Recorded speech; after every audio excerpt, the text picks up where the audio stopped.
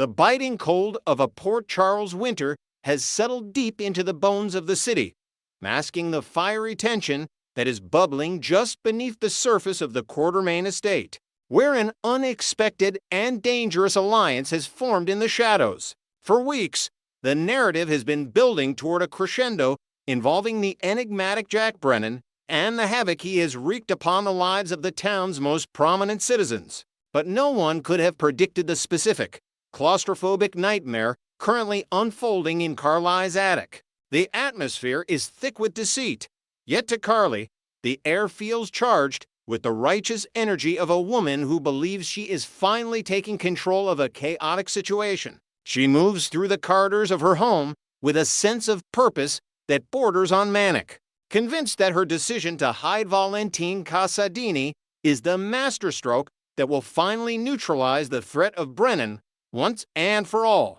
It is New Year's Eve, a night traditionally reserved for champagne toasts and new beginnings, but for Carly, it marks the beginning of a catastrophic end she never saw coming.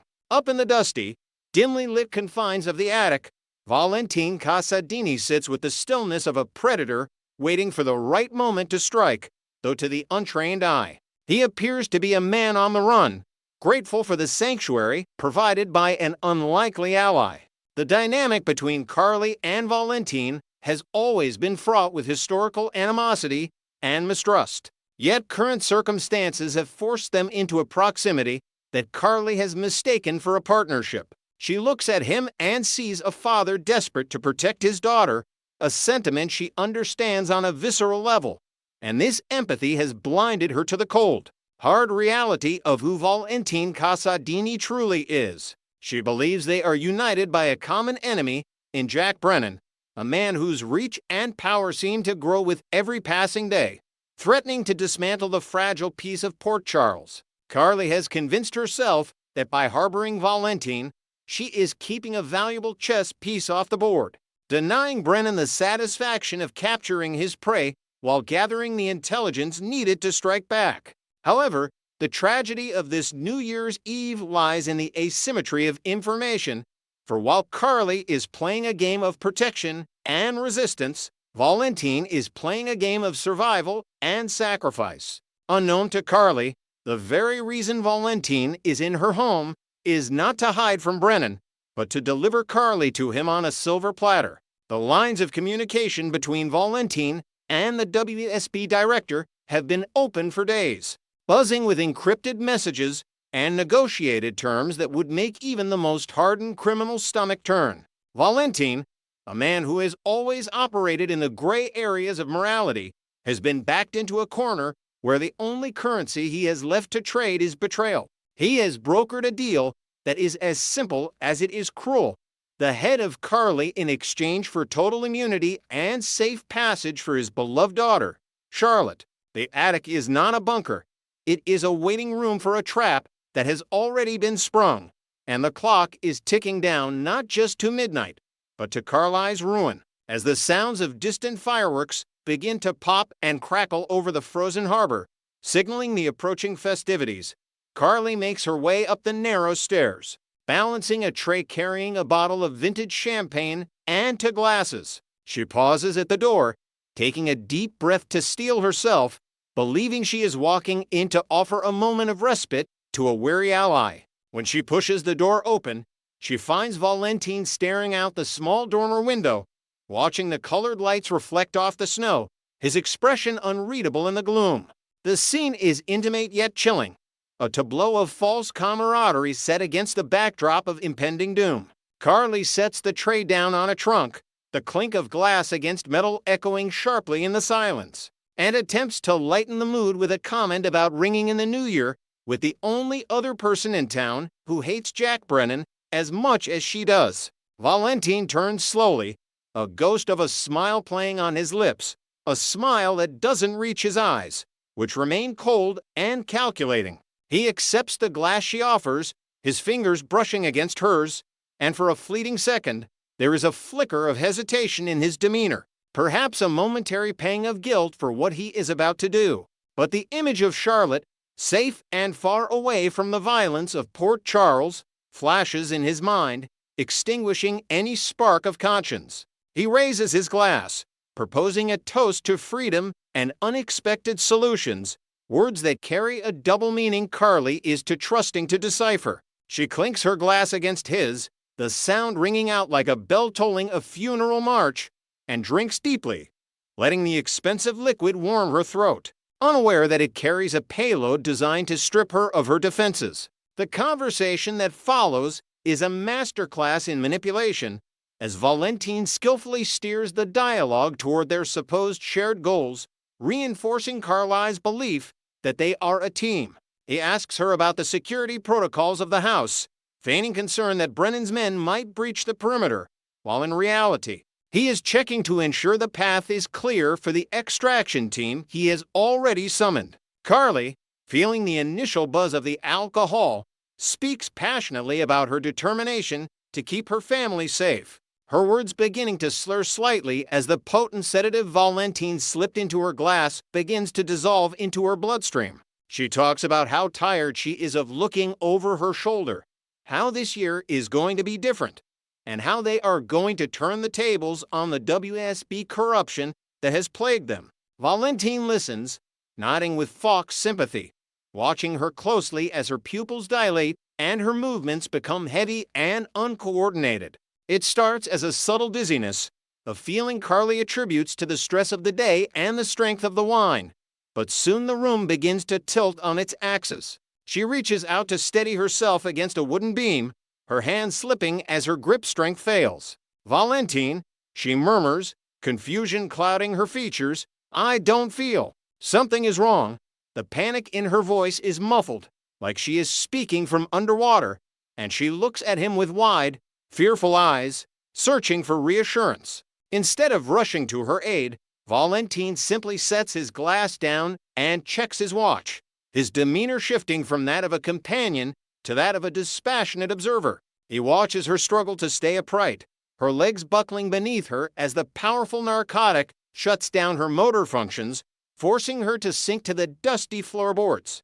The realization hits Carly with the force of a physical blow, cutting through the chemical fog in her brain.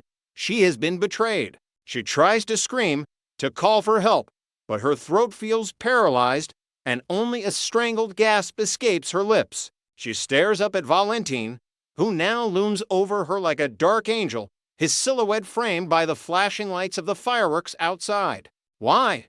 she manages to whisper, the single word laden with the weight of her shattered trust. Valentine does not look away. He owes her the truth in these final moments of her freedom. He kneels beside her, not to comfort her, but to ensure she is fully incapacitated. He explains, in a voice devoid of emotion, that Jack Brennan was never the enemy he was hiding from. Brennan was the man holding the keys to Charlotte's future, and the price of admission was Carly herself. The sound of heavy boots on the stairs shatters the quiet of the house, a rhythmic thudding that signals the arrival of the endgame.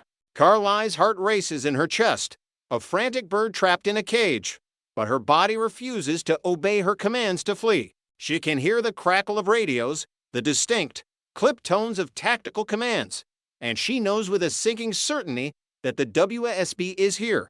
Valentine stands up, brushing imaginary dust from his trousers, and walks calmly to the attic door. He does not barricade it. He does not prepare to fight. Instead, he unlocks it and throws it wide open, stepping back to allow the tactical team to flood into the small space. The harsh beams of tactical flashlights cut through the gloom, blinding Carly as she lies helpless on the floor, the stark white light exposing her vulnerability to the world. The agents move with efficient brutality, weapons drawn, barking orders that Carly cannot comprehend in her drugged state. They swarm around her, hauling her to her feet, her body limp and unresponsive in their grip. The officer in charge reads her rights, his voice a drone in her ears, citing statutes regarding the harboring of international fugitives and obstruction of justice. The irony is bitter and suffocating. She is being arrested for protecting the very man who sold her out, charged with a crime she committed out of a misguided sense of loyalty, while the actual criminal watches from the shadows, untouched. The trap was perfect in its execution. Valentine has framed the narrative so completely that Carly appears to be the mastermind of a conspiracy she barely understood, while he is the cooperating witness who led the authorities to the true threat. As the handcuffs click around her wrists, the cold metal biting into her skin, Carly's vision begins to tunnel, the room fading into darkness. She is being dragged toward the door, her feet dragging on the floor, every instinct screaming at her to fight back. But her body is a prison of Valentine's making.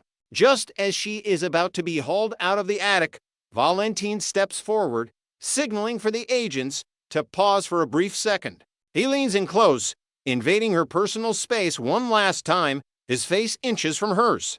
To the agents, it looks like a moment of remorse or perhaps a final confrontation. But to Carly, it is the twist of the knife. He looks into her glazing eyes, ensuring she is conscious enough to hear his final confession, the justification for destroying her life. "I had no choice, Carly," Valentine whispers, his voice a sibilant hiss that cuts through the noise of the arrest. "Brennan gave me an ultimatum. It was either you or Charlotte." He pauses, letting the weight of the names hang in the air between them. "I will always choose my daughter, to ensure her absolute safety, to get her out of Port Charles and away from this life forever. I had to give them someone they wanted more than me." His admission is a chilling testament to the Casadini legacy, a bloodline defined by the willingness to burn the world down to protect their own. He admits that he needs to leave Port Charles, and sacrificing Carly was the toll he had to pay to cross the bridge to freedom. Carly tries to spit at him, to curse him, to show some sign of the fire that usually defines her.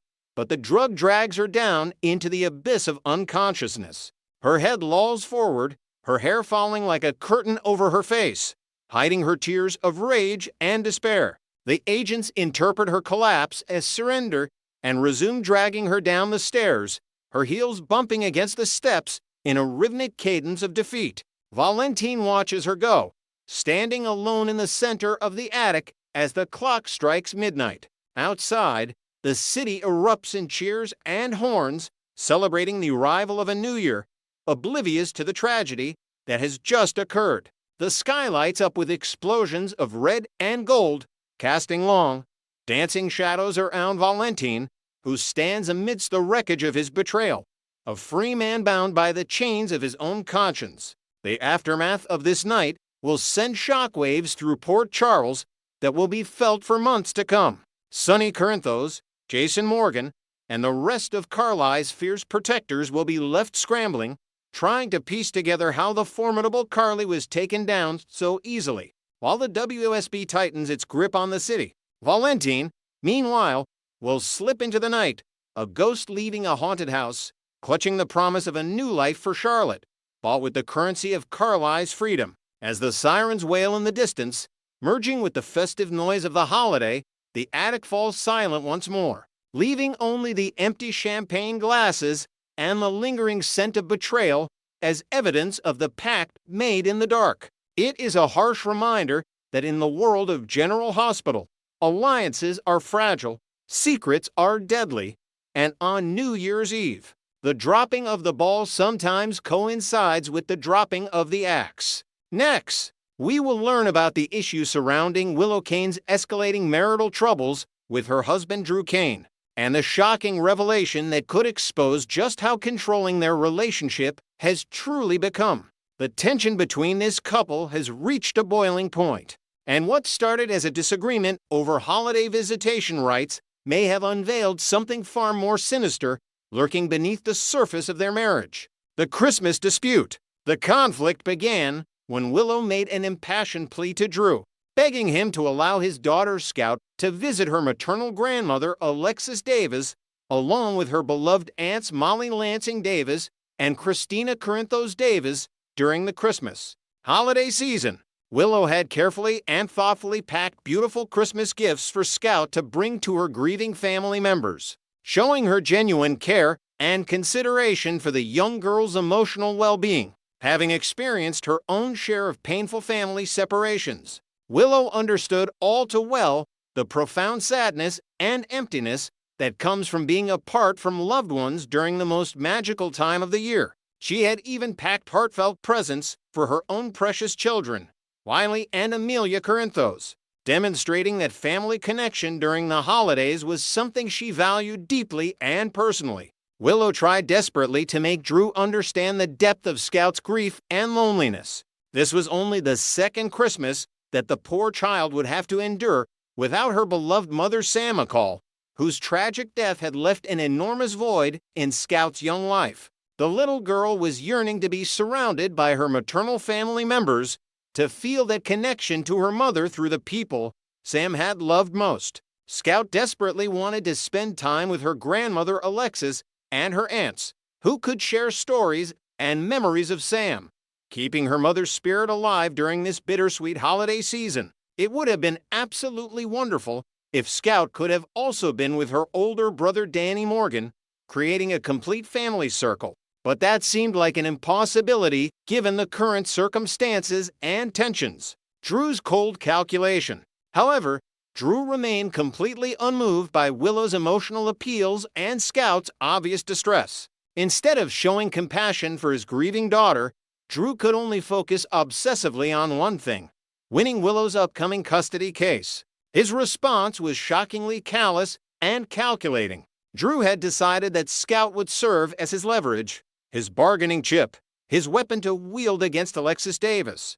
By controlling when and if Scout could see her grandmother, Drew believed he could manipulate Alexis into using her considerable legal expertise and connections to ensure Willow would win her case. The fact that he was willing to use his own daughter's emotional needs and her relationship with her late mother's family as a tool for manipulation revealed a darker, more ruthless side to Drew's character that many had suspected, but few had truly witnessed in such stark clarity. The situation became even more complicated when Drew suddenly had to leave their conversation abruptly. Jen Sidwell, a mysterious and impatient figure in Drew's current business dealings, had demanded an immediate meeting to discuss something of critical importance. Despite the fact that Sidwell was already hosting an elaborate Boxing Day soiree at the magnificent Windermere Castle, he couldn't wait to speak with Drew. This interruption, while inconvenient for their argument, may have actually provided Willow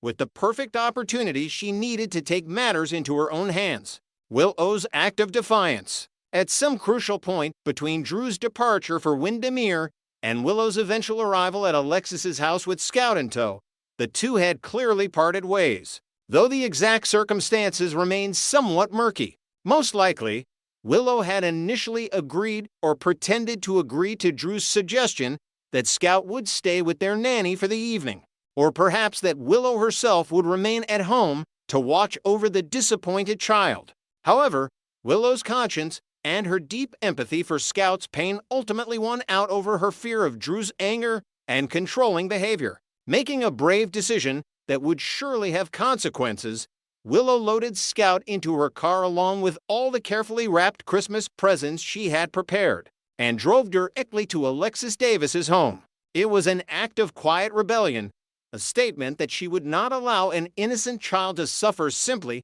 because of adult power games and legal maneuvering. The visit must have been absolutely wonderful for Scout, a magical moment of connection with her grandmother and aunts who loved her dearly. Although they probably couldn't stay for an extended period, fearing Drew's reaction and wanting to maintain some semblance of plausible deniability. Those precious moments together were worth whatever price Willow might have to pay. After spending quality time in Alexis's house, Willow most likely took Scout to the nanny's residence as originally planned, creating the appearance that nothing had changed from Drew's arrangements. The nanny, interestingly, was no longer living in Drew's house as she apparently had when Drew was a single father. It seems that once he married Willow, Drew had changed to a different childcare arrangement, perhaps not wanting another woman living under the same roof, or maybe wanting to present a more traditional family image to the outside world. The shocking confrontation at Windermere. After ensuring Scout was safely settled with her caregiver, Willow then made her way to the Boxing Day soiree at Windermere, arriving fashionably but noticeably late. As she entered the castle, she immediately offered profuse apologies for her tardiness to the assembled guests, In a revealing sneak peek from Monday, December 30th's episode, Drew's face registered absolute shock when he spotted Willow walking through the door. His expression wasn't one of pleasant surprise or relief that his wife had decided to join him after all, but rather one of stunned disbelief mixed with barely concealed anger. Something had clearly alerted Drew to Willow's deception, and viewers are left wondering exactly how he discovered her secret trip to Alexis's house. When Drew had arrived at Windermere earlier in the evening without Willow, Sidwell had expressed disappointment that Drew's wife hadn't accompanied him to the exclusive event. Drew had smoothly explained that Willow wasn't able to attend that evening, probably expecting that she would remain at home with Scout as he had essentially commanded. Sidwell had likely accepted this explanation without question, making Willow's later appearance all the more awkward and raising potential questions about the couple's story.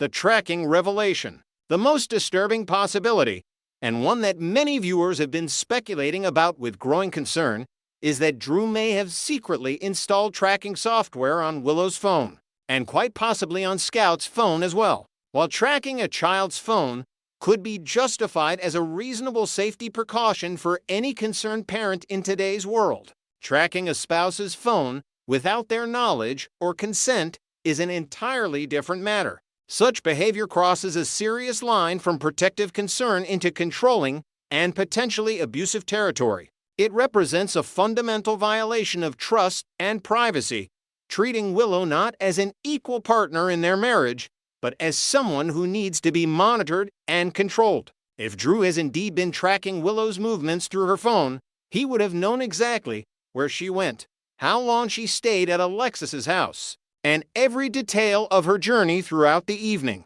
This would explain his shocked reaction to seeing her at Windermere, because he knew she had directly defied his wishes and deceived him about her plans. The confrontation that inevitably must occur between them will likely happen before Scout returns home from the nanny's house, as neither parent would want the child to witness their argument or feel responsible for the conflict she inadvertently caused. Drew will almost certainly insist on being the one to pick up Scout from the nanny, asserting his control and perhaps wanting to question his daughter about the evening's events. However, there's also a possibility that Willow might reach Scout first, though given Drew's suspicious nature and controlling tendencies, he's probably already taken steps to ensure that doesn't happen. The secret revealed. Adding another layer of intrigue to this already complex situation, spoilers for Monday's episode reveal that Willow becomes privy to a secret during the evening's events.